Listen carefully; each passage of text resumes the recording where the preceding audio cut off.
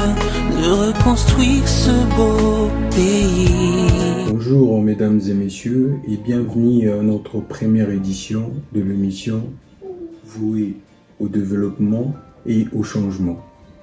Je me représente comme l'annonçait si bien notre vidéo précédente de la présentation de notre projet.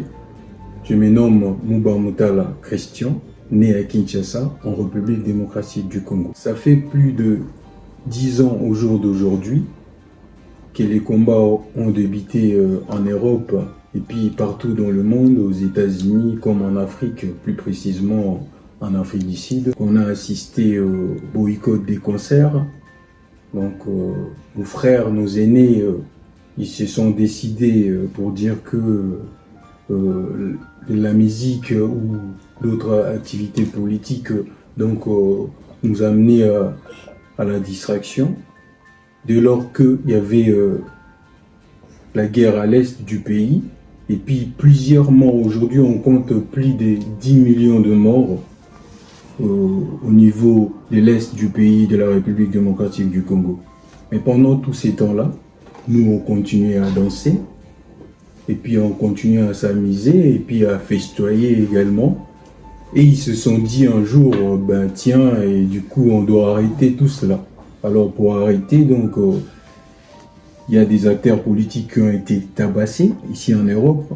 Donc, en fait, je vous relate tout simplement l'histoire parce que vous n'êtes pas étrangers, donc, ou étrangères à tous ces événements. Il y a des acteurs politiques, je disais, qui ont été tabassés en Europe ici, en Belgique comme en France d'ailleurs, aux États-Unis également.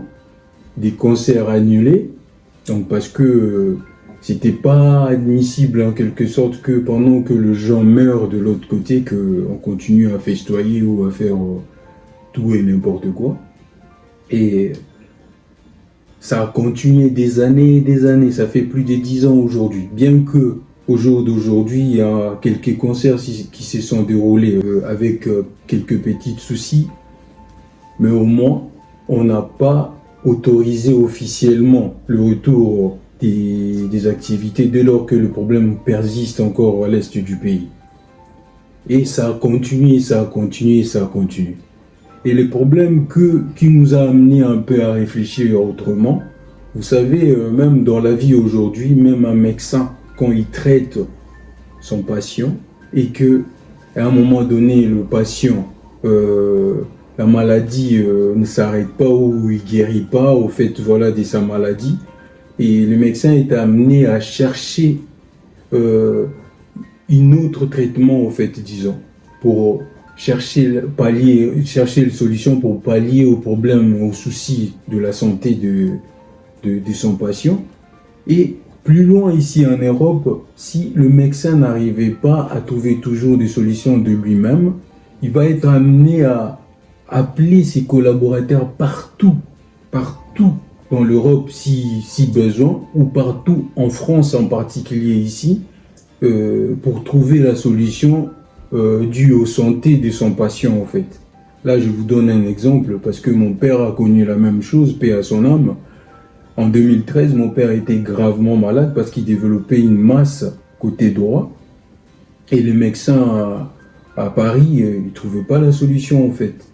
Et 2 jours après, comme me le racontait si bien le défunt, mon père, et du coup, il y avait des médecins qui venaient de Toulouse, de Marseille, de Bordeaux, donc partout en France, pour trouver la solution à son problème. Et puis, 3-4 jours après, et son problème commençait à présenter au fait quelques signaux de guérison, au fait, voilà.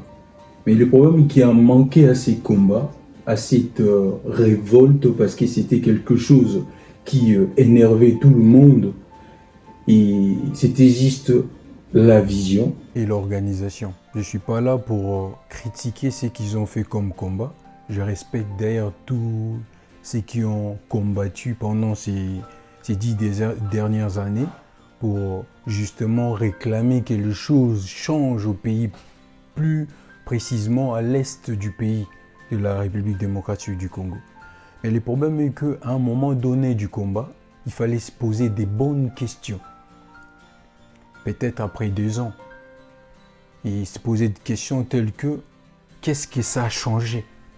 Donc, depuis qu'on a commencé, primo, à tabasser des acteurs politiques, à insulter. Il y a même des parents, des responsables, que je respecte d'ailleurs beaucoup, qui se mettent devant un live et commencer à insulter des acteurs politiques, des parents, des responsables, matin, midi, soir.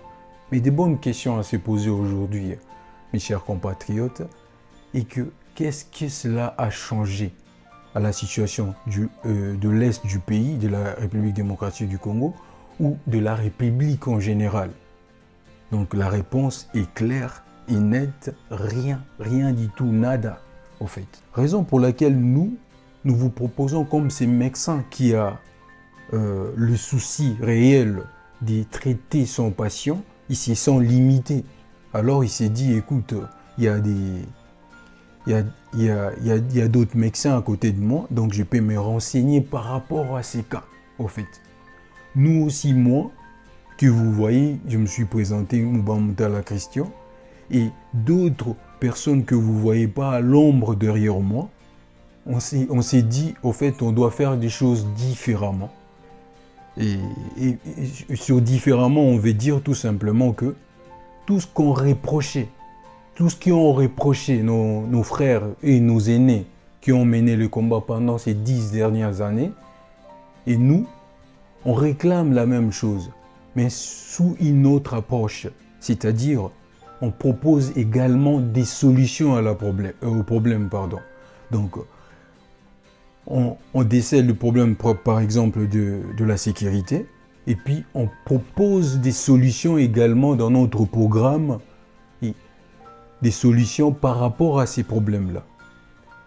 Prenons exemple le problème du travail. Du coup, on prend le problème du travail en étude et puis on propose au gouvernement et puis à notre programme des solutions par rapport pour pallier aux problèmes liés au travail. Et ainsi de suite, au fait. Et ce n'est qu'à ces moments-là qu'on peut trouver des réelles solutions au lieu de passer notre temps à insulter qui n'a jamais rien changé, au fait. J'ai jamais entendu quelque part, je ne sais pas moi, la personne qui a déjà entendu ça, que des insultes ont changé quelque chose par les passés ou dans le présent. Donc il n'a qu'à nous laisser un message et puis je passerai encore une fois de plus pour présenter mes excuses. Donc c'est un peu ça. Donc on doit trouver des solutions par rapport à chaque problème qui touche notre pays, qui dérange notre pays, et puis le proposer sous forme d'un programme et espérer que des choses changent, les choses bougent au fait, en quelque sorte. Et à ces moments-là, on sera candidat et puis volontiers, et d'accompagner les responsables ou les autorités à mener à bien ces programmes. Donc on sera là à côté pour les accompagner, pour amener à bien ces projets. Et alors, c'est une seule solution, le seul moyen qui nous reste. Alors plus loin, je flasherai pour dire, nous, différemment de nos frères, comme je viens de le dire tout à l'heure, on a encore un plan B. Et puis le plan B, on vous dira au moment venu, au fait, voilà, pour dire que si et seulement si que ces programmes ne suffisaient pas réellement pour apporter l'aide au changement et au développement de la République démocratique du Congo, et à ces moments-là, on va jouer notre carte B. Et puis le carte B, et on vous dira au moment venu, au fait, c'est quoi notre carte B. Pour citer mes chers compatriotes, la violence ne résout rien en fait. Nous a enseigné ces deux hommes derrière moi, Gandhi et puis Martin Luther King au fait. Donc pendant qu'on perd notre temps à s'aimer de la pagaille en tabassant les gens, et puis on peut utiliser ce temps pour réfléchir ensemble aux problèmes qui nous entourent pour apporter des solutions. Alors le seul moyen, nous on vous a proposé ces programmes et puis vous avez des commentaires pour nous dire qu'est-ce que vous voulez voir changer en République démocratique du Congo, et puis nous on va juste les noter dans notre programme, mélanger le tout et puis voir qu'est-ce qui peut en sortir en fait, pour faire un programme solide comme on vous l'a dit précédemment. Donc voilà, c'est en gros un peu ça. Et puis pour terminer, je vous dirais, n'hésitez pas à vous abonner et parce qu'il y aura d'autres émissions. Abonnez-vous massivement pour rester branché dans notre chaîne. Je vous remercie pour votre temps que vous nous avez accordé. Et puis je remercie également, un grand merci à mon réalisateur et puis mon caméraman Alpha Olondo. Un grand merci, sinon sans lui tout ça, ça serait pas possible au fait. Donc et un grand merci à vous aussi qui nous suivez de partout. Donc merci et je vous dis à la prochaine.